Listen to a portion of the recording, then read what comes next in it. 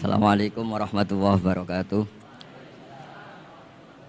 Nahmaduka ya ghafuru ya syakuru wa sholli wa sallim barik ala sayyidina wa ala Muhammadin wa ala alihi wa sahbihi asma'in amma ba'du. Ini alhamdulillah kalau sakit bayar utang ini sama Habib Jinten karena beliau pernah rawuh di mbah saya di Fakhriyah.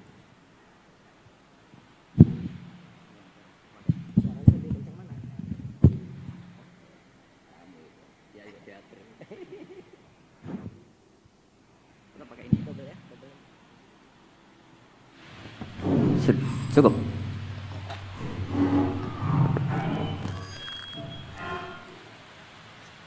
Bon, cekap saja. Terus dulu 3 tahun yang lalu kalau nggak salah beliau rawuh di Pondok Fakhriyah, itu milik mbahnya Kiai Hamid Pasuruan, juga masih mbah saya Kiai Abdullah bin Umar. Mbah saya namanya Fatimah binti Idris bin Umar. Masih ingat saya ketika itu beliau menyebut satu ayat wattaba'tu millata abai. Ini kata beliau Ustadz Mansur, umumnya orang tuh ingat kehormatan bapak-bapaknya yang keren-keren. Tapi kata Habib Jinten, baca wattaba'tu yang penting tuh ikutnya bukan bapaknya. Saya masih ingat. Terus Gus-Gus diem semua. Sadar kalau dimarahin Habib Jinten. Jadi ya Gus-Gus dulu semua, tak tanya kenapa dulu. Ini orang dari Jakarta kok marah Gus. Ya itu unik, itu cara istidlal guru-guru kita. Jadi kalau wattaba'tu millata abai, kata beliau rohnya itu di wattaba'tu itu. Ittiba awal cuma istighfar badai. Ittiba awalan baru bangga dengan bapak-bapaknya. Jangan bangga dulu enggak ittiba gitu loh. Jadi alim dulu baru bangga Habib Jinten. Jangan bangga muridnya Habib Jinten ndak alim-alim. Itu Beb.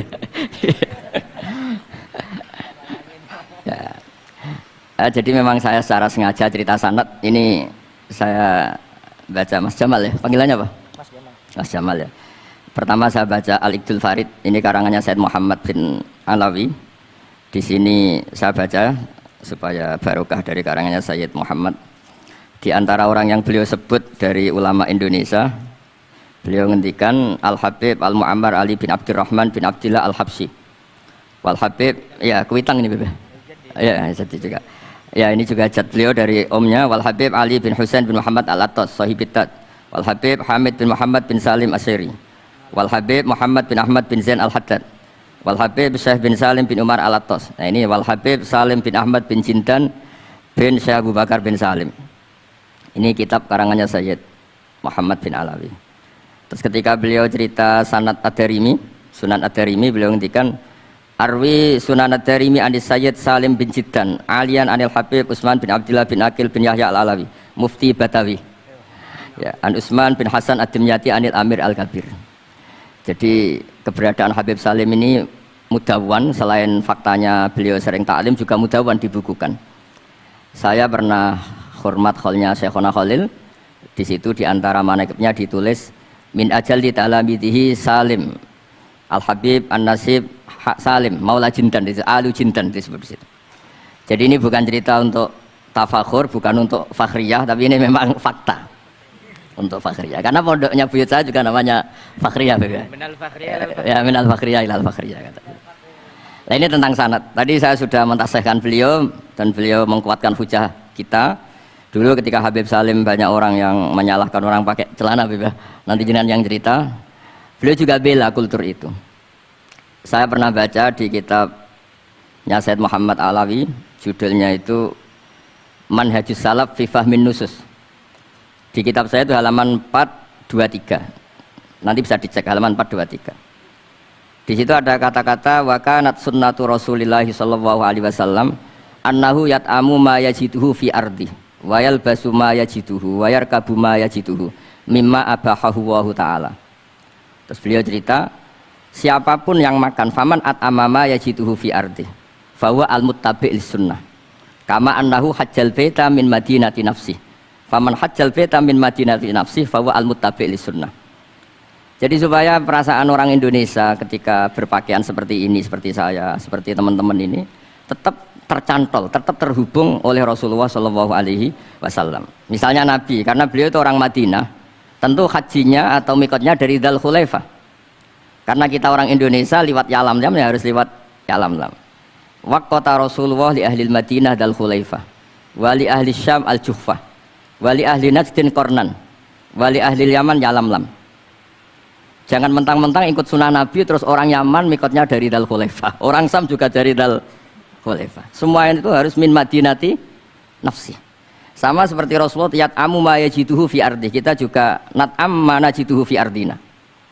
Sehingga jangan sampai umat Islam yang perilakunya keseharian ini sudah baik, kemudian merasa tercerabut dari sunnah Rasulullah Shallallahu Alaihi Wasallam. Karena Nabi sebagaimana kita ingin dan kita tahu, ketika ada orang Arabi bilang Allahumma arhamni wa Muhammadan wala tarham ma'ana ahadan, ya Allah hanya saya dan Muhammad yang perlu engkau kasihani, yang lain jangan. Kata Nabi, laqad tahajjarta wasi'an, rahmat Allah yang luas ini kamu persempit. Hanya karena mungkin kita orang Jawa, orang Indonesia. Makanya saya ini bangga ngaji sama Mbah Mun. Beliau orang Jawa, saya ngaji juga hanya di Indonesia. Tapi guyonannya Mbah Mun dulu itu lucu. Wong koyok kon tuh kayak orang Jawa, kayak kamu tuh mesti ada yang alim. Karena Islam ini kafatal linnas. Makanya yang ahli nahwu itu Imam Sibawayh, padahal beliau Persia. Imam Ghazali juga bukan orang Arab, tapi alim hujatul Islam. Karena Allah ingin memaklumatkan bahwa agama ini kafatal linnas, bukan milik orang Arab saja, bukan milik siapa saja, tapi kafatal linnas. Makanya kita harus bangga dengan tradisi para habaib. Ada Rauhah Bukhari. Bukhari itu kita tahu namanya itu Muhammad bin Ismail bin Ibrahim bin Mughirah. Setelah itu sudah namanya bin Bardasbah. Maula al-Ju'fi, ini Bardasbah itu orang yang dulu diislamkan keluarga al-Ju'fi. Itu Mbah Mun kalau guyon itu Bardasbah cara Jawa Parmin Parlan. Tapi nyatanya dia putu alim alamah namanya Imam Bukhari. Artinya kita tentu sepakat, sangat-sangat sepakat, sangat menghormati orang-orang yang arfa'u minna nasaban kayak para habib. Tapi para habib juga mau ngakui kayak pakai Bukhari as-Sahihul Kutub ba'da kitab Bilal Bukhari. Sehingga memang nggak pernah ada masalah secara sanad, secara tradisi. Di kitabnya Sayyid Muhammad ini ada sanad dari ulama India yang orangnya juga macam-macam, dari marga macam-macam. Jadi saya mohon barokahnya sanad ini kemudian kita tahu apa sih sanad itu. Sanad itu ya kadang-kadang harus lewat orang yang mungkin kita tidak cocok.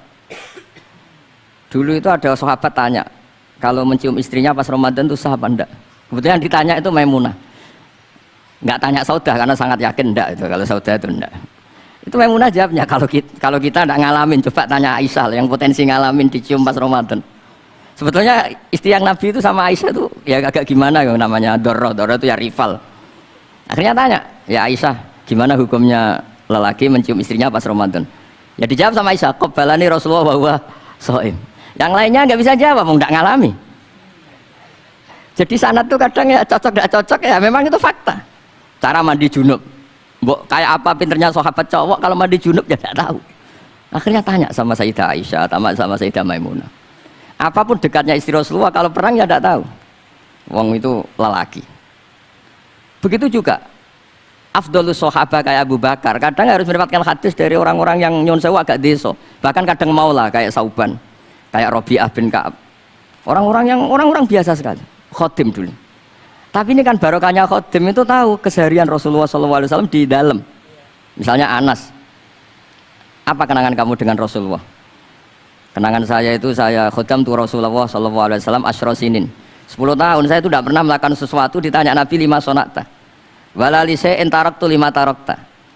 Sehingga kalau saya pas baik itu ya gak berani tanya anak dalam saya, ngapain kamu? Ben sama ngene pinter anut sunah Rasulullah SAW. Akhirnya can dalam kula nggih saya enak ebeb orang tahu ditakoki. Jadi hal-hal seperti ini itu keseharian yang harus kita suka. Di antaranya lagi inna min khiyari ummati fima nabba'ani al-malul a'la kauman yathakuna jahron. Di antara nanti umat pilihanku adalah orang-orang kalau tertawa itu keras sekali, kauman yathakuna jahron. Itu dulu juga padahal ada riwayat kasratud dhahki tumitul qalba. Banyak tertawa itu bisa mematikan hati. Tapi ini juga dilawan, kalau banyak cemberut bisa frustasi. Nah, sehingga di ilmu ini cerita nanti di tasnya Habib Jintan. Semoga nasinya bener, saya tamu pasti dihormati. Nggak penting bener ndak itu nggak penting. Penting tamu itu dihormati. Ya kebetulan saya ini tadi kan hormat mbah saya, masih mbah saya Mbah Mutamakin di Hajan. Pagi tadi hormat buka luar di Sunan Kudus. Jam 7 saya tadi di Kudus. Ya, akhirnya sama teman-teman difasilitasi disuruh naik pesawat tadi jam 11 tadi. Tapi saya tidak capek karena memang saya senang cerita sanad. Tapi yang lucu-lucu saja. Nanti yang serius jangan saya, yang lucu-lucu saja. Biar lucu sampean tuh tidak ngawur, tapi ada sanadnya. Ada seorang mufassir yang bilang ketika nafsiri wa annahu wa adhaka wa abka. Allah itu zat yang memberi kamu tertawa. Mbok kamu ingin susah, tidak akan tertawa. Tapi kalau Allah menghendaki ya tertawa aja. Ada orang miskin frustasi, maunya nggak tertawa. Tahu-tahu jalan-jalan ngerti badut, ya akhirnya tertawa. Ya karena adhaka itu fi'lullah. Kalau Allah menghendaki mau apa? Karena adhaka itu fi'lullah. Nggak bisa. Orang yang baru seneng kayak apa, nggak ingin nangis. Tapi kalau Allah menghendaki wa abka, dinangiskan ya tetap menangis. Wa annahu wa adhaka wa abka. Karena kita ini semua adalah objek oleh kudrahnya Allah Subhanahu wa taala. Saya itu sebenarnya paling tidak ingin ngaji bareng Habib loh. Selain kalah nasab ya kalah ganteng. Ya tapi ditakdir mau apa? Mau apa? Ya sudah sami'na wa ata'na. Jadi saya saat ini tidak cari pahala benar, tapi pahala tawadhu karena diundang ya. Sudah penting benar salah, penting tawadhu. Jadi saya tadi sedang rayu sama Allah, ya Allah. Saya kali ini tidak cari benar, cari tawadhu. Sudah mesti pahalanya besar tawadhu itu. Jadi supaya Islam ini gampang ya. Saya pernah cerita ke kiai yang khusyuk. Kalau sholat lama sekali tak cerita ini hadis. Nabi itu gak pernah menegur orang yang sholat cepat. Yang ada itu sanad negur sholat lama. Terus tak ceritanya hadisnya Mu'ad, tertawa-tawa deh. Gus kamu itu raan kok masih punya dalil. Saya punya sanad. Ada nggak sanad Nabi negur orang yang baca surat pendek? Nggak ada. Yang ada itu yang baca surat panjang. Nanti bisa direvisi sama Habib Jidin kalau nggak cocok. Tapi ini yang rileks karena potongan Islam Jawa ini kalau tidak berat nggak akan kuat. Jadi ya sudah. Inna minkum munafirin katanya Nabi. Sholat yang terlalu lama itu munafir kata Nabi. Afattanun anta ya Mu'ad. Kamu bikin umat ini nggak nyaman karena kalau kamu jadi imam itu lama sekali. Ini alhamdulillah betul. Hadis ini harus kita hafal betul. Nah, supaya Islam ini meskipun pilihan-pilihan keseharian itu ada sanad itu saja kepentingan saya. Yat amu ma yajidu fi ardi wa yalbasu ma yajidu wa yarkabu ma yajidu. Saya sering beb di tahun desa-desa Gus anak kula tahnik cethaki Gus tapi mboten enten kurma nganggo degan ae. Lho Gus dari kiai-kiai ku kurma. Kurma itu halawiyat. Ya degan juga termasuk halawiyat. Ya sudah. Kalau kamu ingin sunnah Rasul, Nabi nggak pernah sholat di Indonesia. Berarti kalau kamu sholat ke Mekah dulu kata saya. Maksud saya supaya orang itu nyaman dengan Rasul. Ya itu hadir di semua sisi kehidupan kita. Kalau dalam istilah Sayyid Umar Hafid, Faruhu Muhammadin sallallahu alaihi wasallam awsa' wa asra'. Kalau kamu bisa tawassul dengan Nabi Ibrahim, Nabi Musa, dan beliau-beliau bisa datang ketika Lailatul Mi'raj untuk hormat Rasulullah SAW di Baitul Maqdis, Faruhu Muhammadin awsa'u asra' kata beliau. Jadi bisa datang di kapan saja, di mana saja. Jadi jenengan meskipun di Indonesia tidak usah khawatir, kita semua ini dilihat Rasulullah SAW. Dan cara lihat Nabi itu gampang, tidak kayak kita. Kata Rasulullah, hayati khairun lakum, wa mamati khairul lakum. Saya kalau masih hidup juga baik untuk kalian. Anda bisa cerita hadis dengan saya, sering bercengkrama. Dan ketika saya wafat kata Nabi, saya sudah dekat sama Allah Ta'ala. Kalau melihat kamu baik, saya muji Allah. Kalau melihat kamu salah, saya mintakan ampun. Makanya saya ini jenis kiai yang jarang istighfar. Ini bukan karena sombong. Saya ulang lagi bukan karena sombong. Saya itu pengagum Sufyan As-Tsauri. Itu di antara khasnya itu jarang berdoa. Ketika ditanya, kenapa kamu jarang berdoa? Selagi saya ngajar, kata beliau ini. Selagi saya ngajar, itu masuk hadis ala khulafa'i rahmatullah. Waman khulafa'u kaya Rasulullah alladzina yuhyuna ma amatahun nas min sunnati. Jadi kalau saya baca Bukhari, otomatis dapat doanya Nabi ala khulafa'i rahmatullah. Timbang kamu doakan nangis-nangis gak jelas mandinya, mendingan mulang gitu. Terus kedua, doa hamalatil arsy. Alladzina yahmiluna al-arsya man hawlahu yusabbihuna bihamdi rabbihim wa yu'minuna bi wa yastaghfiruna. Kita semua sudah diistighfari sama malaikat hamalatul arsy. Rasulullah juga wastaghfir li dzambika walil mu'minina wal mu'minat. Fastighfaru Rasulillah qad kafana wa fawqal kifayah kata beliau. Artinya gini, kalau kangkang jarang istighfar jangan karena sombong, manfaatkan fasilitas ini gitu. Jadi semua itu jangan sampai kita ada istighfar karena jafatul qalb, karena qaswatul qalb. Enak lah kalau ada fasilitas gitu, ada fasilitas. Itu kalau saya pidato di depan Gus-Gus. Kalau di depan HP Mbak berani, di depan Gus-Gus. Itu ada yang setengah beling, setengah ada alim, ada yang alim. Terus yang beling-beling pesan sama saya, Gus tolong bela kami maksudnya. Ya kadang-kadang mubalek kan order pesanan itu. Terus tak bacain ayat walladzina amanu wattaba'athum dzurriyyatuhum biimanin alhaqna bihim dzurriyyatahum wama alasnahum min amalihim min syai'. Orang aba-abanya iman, anaknya iman itu nanti surganya disertakan mbahnya meskipun kelas amalnya enggak sama. Jadi mbah-mbahnya alim alama, anaknya yang tidak alim nanti surganya sama-sama yang alim. Kenapa sih kalau ada fasilitas nggak dipakai? Pakai aja nggak apa-apa kan? Yang alim yang komplain. Sudah kamu yang alim dihormati, dicucup, salami template, yang ikhlas saja, tidak usah protes kata saya gitu. Artinya saya inginlah keseharian kita yang awam, yang apa itu harus cari backupan hadis supaya semua keseharian kita itu ada apa? Sanad. Misalnya sampean kalau malam itu nggak bisa tidur, tahajud ndak, witir ndak, ya mutolaah ndak. Tapi lihatlah itu sebagai tarkul ma'asi. Apa tarkul ma'asi? Alhamdulillah malam ini saya tidak zina, tidak maling, tidak dugem. Coba kalau kamu malam-malam di kamar itu namanya apa? Tidak tahajud, tidak witir kan? Tapi kamu harus syukur karena itu tarku zina, tarku sarikoh, tarku kata wa kata. Supaya kamu tetap syukur sama Allah Ta'ala. Ithmamin mubahin ila wa yatahaqqaqu bihi tarku haramimma. Setiap mubah yang kita lakukan pasti di saat itu ada haram yang kita tinggalkan. Makanya dulu banyak orang-orang soleh yang semalaman tuh guyon sampai pagi. Bukan karena ingin urakan, enggak, karena mengalahkan setan. Malam itu godaan mungkin ingin ngintip siapa itu masih kuat sekali. Ingin nonton siapa itu kuat sekali. Terus setan dilawan dengan guyon. Ternyata setelah guyon tuh asik, tahu-tahu pagi dan dutannya selesai. Oh itu setan bisa setruk melawan orang alim seperti ini. Karena nilainya tarkul masih. Meskipun dengan cara guyon, karena kalau yang cara wiridan itu calon wali, kalau yang nggak calon wali ya pokoknya tarkul maksiat. Maksud saya supaya harian kamu yang biasa-biasa saya ini menjadi luar biasa karena ada sanad. Ada apa? Ada sanad. Makanya dulu ulama-ulama itu kalau ngelawan setan itu pakai faroh, pakai seneng. Karena setan itu paling seneng kalau melihat orang mukmin susah. Kalau susah terus ngersuloh, kalau ngersuloh gugat kodok qadar. Disebut innaman najwa minasyaiton liyahzunal ladzina amanu. Jadi setan itu targetnya supaya orang mukmin itu resah. Kalau resah gugat. Pertama gugat orang tua. Ngapain sih jadi anaknya orang miskin? Jadi susah kita kan.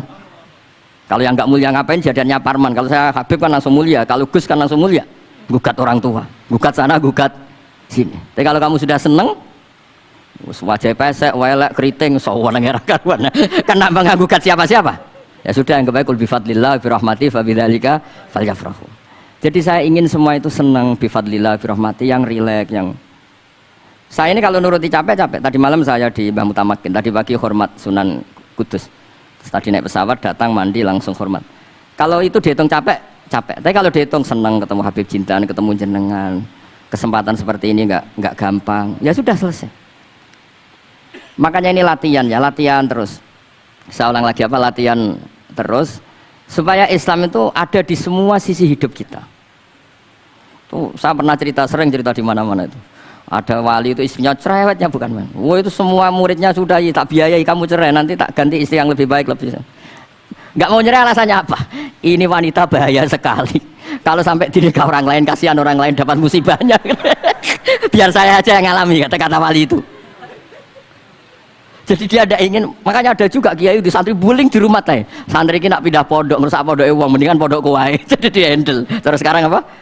Di handle daripada ngerusak pondok orang lain, mendingan pondok saya saja. Jadi cerita-cerita seperti ini harus kita kaji, supaya semuanya itu pakai sanad ilmu.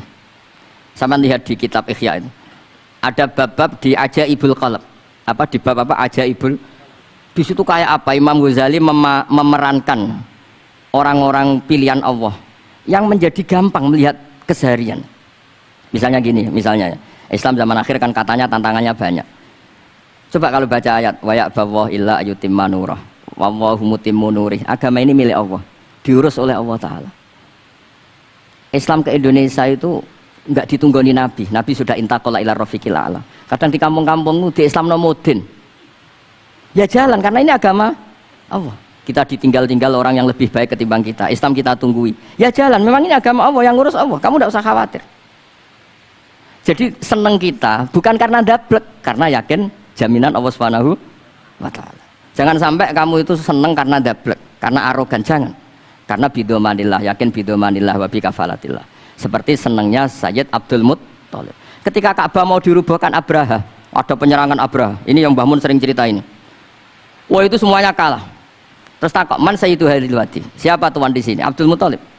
Abdul Muthalib itu datang dengan wibawanya yang luar biasa. Abraha itu sampai bingung dia. Kalau duduk di singgasana dia disalahkan orang banyak. Karena raja kok duduk berdua sama orang yang tidak raja. Kalau Abdul Muthalib di bawah dia nggak punya nyali karena ada haibahnya Sayyid Abdul Muthalib. Oh, oleh takdim luar biasa. Setelah itu tanya, apa keinginan kamu? Saya tidak ingin perang, saya hanya ingin merobohkan Ka'bah. Ternyata Sayyid Abdul Muthalib jawabnya apa? Unta saya yang 100 lo kembalikan dulu, tidak usah cerita Ka'bah. Kagetnya bukan main Abraham. Kamu ini pemimpin yang nggak benar. Ka'bah itu dinu kawa dinu abaik, itu kan agama kamu. Mau saya robohkan kamu malah bicara unta. Ini kamu itu pemimpin model apa? Jadi saya nyesal hormat kamu. Ternyata kamu mental kamu hanya mikir apa? Unta. Tapi jamnya Abdul Muthalib itu unik. Inna lihadal bait rabban hamaluk. Unta itu milik saya, kembalikan dulu. Kalau Ka'bah itu milik Allah, nanti diurus yang punya. jadi dibalik seenaknya itu ada tauhid yang luar biasa. Makanya saya termasuk kiai yang nggak susah kalau mau mati. Kalau mau mati, mati aja. Saya udah mikir kalau setelah saya ini agama gimana ya, gak gimana-mana. Agamanya Allah Ta'ala. Jadi dibalik, ya secara lahir kan seenaknya. Ternyata innal hadal bait rabban hamahu. Ka'bah itu ada yang punya, nanti biar diurus yang punya. Nah maksud saya kalau jenengan ini kan insya Allah ndablek semua, kawin ya nggak mikir istri saya nanti makan apa, ya kan?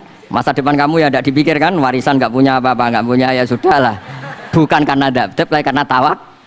Itu saja pokoknya saya ingin ngomong, pokoknya perilaku Anda keseharian itu jadi energi toat, ya. Perilaku keseharian Anda ini jadi energi apa? Itu saja. Barokahnya kamu ngaji napa sanad. Itu dulu ada ulama miskin sekali. Itu tiap pagi datang ke gunung paling tinggi, terus dia duduk itu agak-agak angkuh itu. Siapa yang lebih raja ketimbang saya? Terus ditanya, kamu tidak raja kok merasa? Ukuran raja itu tidak ada yang berani nyurus. Di sini juga nggak ada yang berani nyurus saya. Lu itu sudah bisa syukur sampai mati. Karena sekali dia kumpul orang, lihat orang naik Alphard ngeluh, lihat orang punya istri cantik ngenes, lihat apa ngenes daripada gitu naik ke gunung. Siapa yang bisa menandingi keladatan saya dalam hidup ini? Ana ma'allah wabillah ngomel-ngomel sendiri. Tapi itu cara dia syukur. Cara dia apa? Syukur. Dan akhirnya betul dia punya sanad. Mangkana aminan fi sirbih mu'afan fi jasadi intahu kuntu yaumi faka'anna ma khizat lahu dunya bihadzafir. Ya sebentar orang itu sehat, ya aminan fi sirbih mu'afan fi jasadi intahu kuntu yaumi faka'anna ma khizat lahu dunya bihadzafir. Jadi ini madhab saya, karena saya diundang di sini pasti Habib Jiddan juga ingin khas saya. Jadi kalau saya pura-pura tawadhu, pura-pura baik kan kaget. Kenapa Gus Bak sekarang jadi baik kan nanti? Ya ini anggap saja jujur. Ya kok rubah itu. Nggih ngoten mawon mugi barokah. Assalamualaikum warahmatullahi wabarakatuh.